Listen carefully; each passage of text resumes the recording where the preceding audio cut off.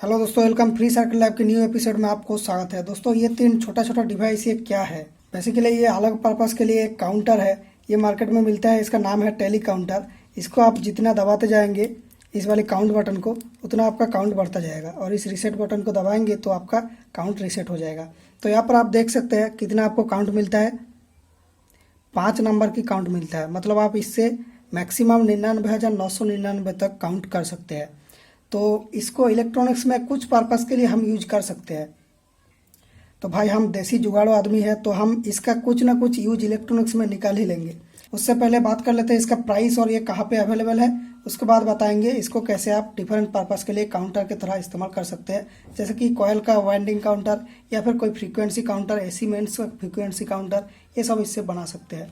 तो दोस्तों ये 3 का एक पैकेज मैंने अमेजोन से ऑर्डर किया था, तो उसमें मुझे हर एक का प्राइस लगा 25 रुपया। ओके, और उसके साथ डिलीवरी चार्ज तीनों का मिला के 60 रुपया। ये 3 एक ही पैकेज में अवेलेबल था। ओके, तो लगभग एक में मेरा 35 से 40 रुपया तक खर्चा आया एक में। ठीक है, तो अगर आप ऑफलाइन मार्केट में खरीदते हैं तो आपको 25 रुपये में ही मिल जाएगा, और अगर आपको ऑनलाइन ही खरीदना है तो मैंने डिस्क्रिप्शन में एक लिंक दे दिया, वहाँ से जाके आप चेक कर लेना, वहाँ से आपको बेस्ट प्राइस का लिंक मिलेगा। ओके, तो दोस्तों आइए इस वीडियो में देखते हैं ये एक्चुअली कैसे बनाया गया है और इसके अंदर क्या है और इसको हम कैसे हैक कर सकते हैं।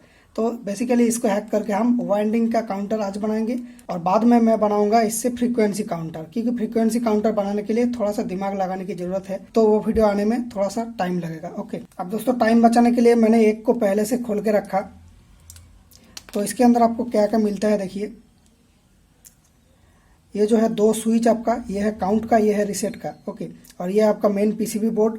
ओके, और इसके साथ एक डिस्प्ले मिलता है नीचे में। ठीक है, और इस डिस्प्ले के साथ एक रबर का कॉन्टैक्ट पैड है। ओके, ये वाला कॉन्टैक्ट पैड, और ये है आपका 7 सेगमेंट का डिस्प्ले। अब चलो इसको कैसे हैक करेंगे वो देखते हैं।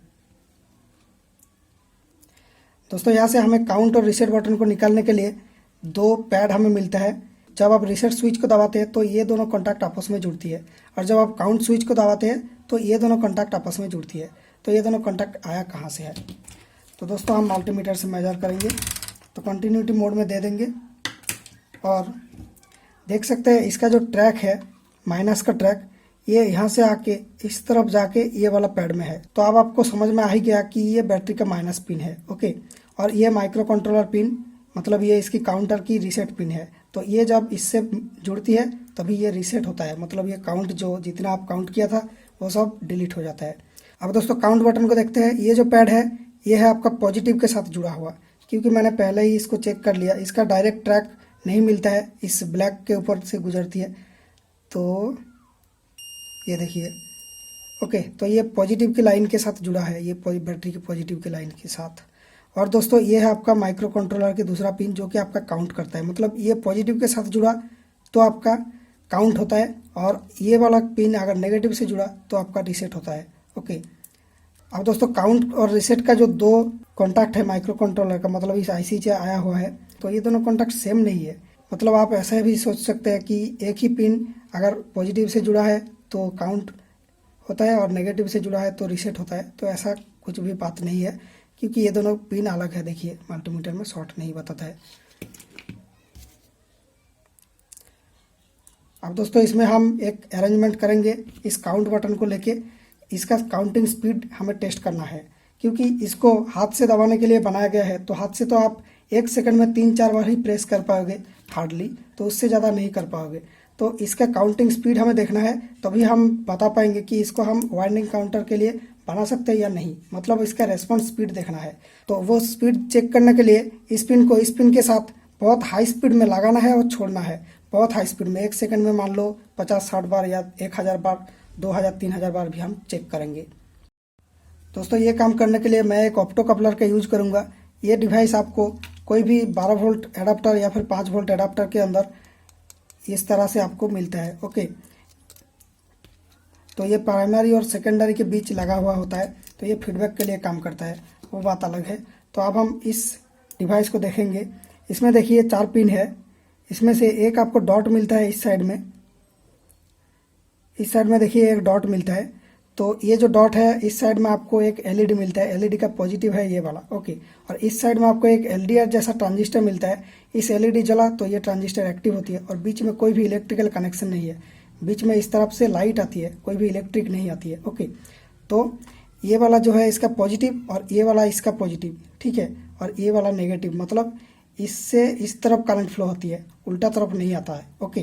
तो ये आपको ध्यान में रखना है। तो इसको मैं क्यों यूज कर रहा हूँ, क्योंकि यहाँ पे हम दूसरा सर्किट से इसको हाई स्पीड की फ्रीक्वेंसी देंगे और मैं नहीं चाहता कि वो फ्रीक्वेंसी की सर्किट इसके साथ डायरेक्टली कनेक्टेड हो, क्योंकि ये माइक्रो कंट्रोलर कभी भी ख़राब हो सकता है दूसरा कोई वोल्टेज पाने से।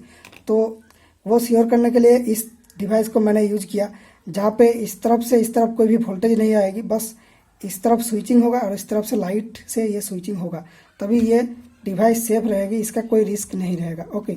तो इस डॉट जहाँ पे है इसका सीधा सीधा जो पिन है इसको मैं पॉजिटिव में लगाऊंगा, मतलब ये वाला पॉजिटिव था मेरा, तो इसमें ये वाला पिन लग जाएगा, ओके। और दोस्तों ये एलईडी तो फ्यूज हो सकती है, तो इसलिए यहाँ पे एक रजिस्टर लगाऊंगा। तो जितना वोल्टेज के हिसाब से रजिस्टर हम लगा सकते हैं, तो मैं 1 किलो ओम की लगा के ही चेक करूंगा और इसमें एम्पलीफायर से फ्रीक्वेंसी दूंगा मेरा होम थिएटर से, ओके। तो दोस्तों इसकी पॉइंट में सोल्डरिंग करना बहुत ईजी है। थोड़ा सा आपको ऐसे पेस्ट लगाना है इसके ऊपर, ओके। और आपको सोल्डरिंग आयरन से थोड़ा सा ऐसे सोल्डर लेके इसके ऊपर जस्ट देना है, ओके। देखिए ये पॉइंट में सोल्डर आ चुकी है। अब इसमें हम ऑप्टो कपलर को लगाएंगे।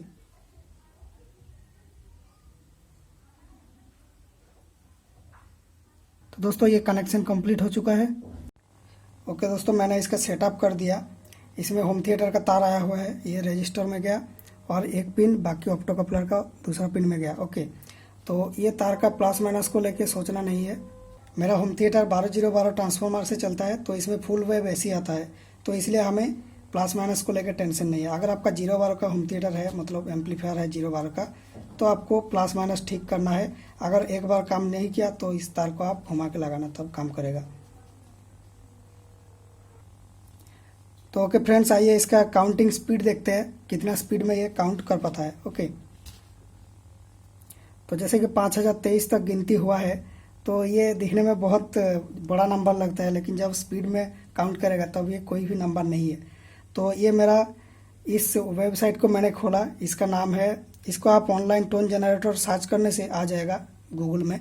तो इससे टोन जनरेट होती है, तो यही मेरा होम थिएटर के साथ ब्लूटूथ से कनेक्टेड है। तो इसमें मैं स्क्वायर वेव टोन जनरेट करूँगा। यहाँ पे आप वेव चेंज कर सकते हैं, sine wave, square wave, triangle, सब कुछ चेंज कर सकते हैं। कोई भी वेव में ये काम करेगा, ओके।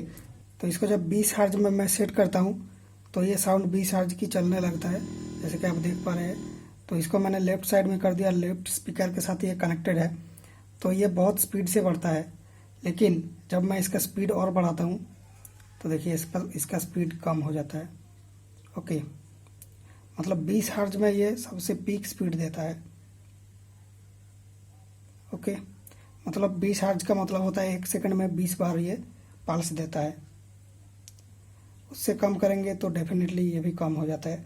8 हर्ट्ज में कोई रेस्पॉन्स ही नहीं आ रहा है, ओके। मतलब ये 1 सेकंड में लगभग 10 बार ये गिनती करता है, ओके।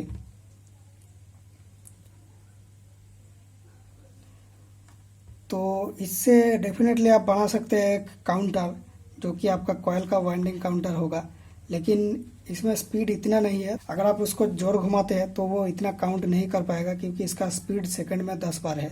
मतलब आप 600 आरपीएम के ऊपर नहीं जा सकते हैं, ओके। तब उसके ऊपर गया तो आपका ये लैग कर जाएगा और आपका काउंट मिस हो जाएगा। तो अगर आप 600 आरपीएम के नीचे रहेंगे तब इस डिवाइस से काफ़ी अच्छे से आप काउंट कर पाएंगे, ओके। और दोस्तों इसमें एक स्लीपिंग का ऑप्शन है, जैसे कि किसी को अगर मैं बहुत टाइम से नहीं दबाता हूँ तो ये स्लीप मोड में चला जाता है, लेकिन इसका काउंट वही रह जाता है जितना था, ओके। तो ओके ये स्लीप हो गया है। इसका बटन को फिर से दबाएंगे तो ये एवेक होगा। तो इसका काउंट था 52, देखते हैं कितना आता है। 52 ही रहता है, फिर से दबाने से ये बढ़ता है, ओके। अब दोस्तों इससे आप फ्रीक्वेंसी काउंटर भी बना सकते हैं, लेकिन आपका मैक्सिमम फ्रीक्वेंसी होगा 10 हर्ट्ज, क्योंकि ये 10 हर्ट्ज के ऊपर स्पीड नहीं है इसका। अब फ्रेंड्स मैंने एक और मैकेनिज्म बनाया जिसमें एक मोटर घूम रहा है, इसमें एक तार दिया हुआ है और बाकी दूसरा तार को इसका इस शेफ्ट में लगाऊंगा तब ये काउंट होना चाहिए। ओके,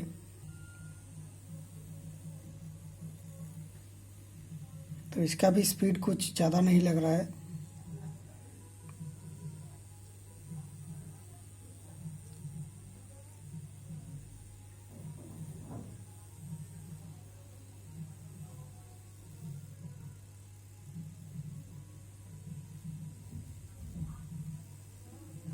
तो लगभग 1 सेकंड में 10 बार से ज़्यादा ये काउंट नहीं कर पाएगा। ओके,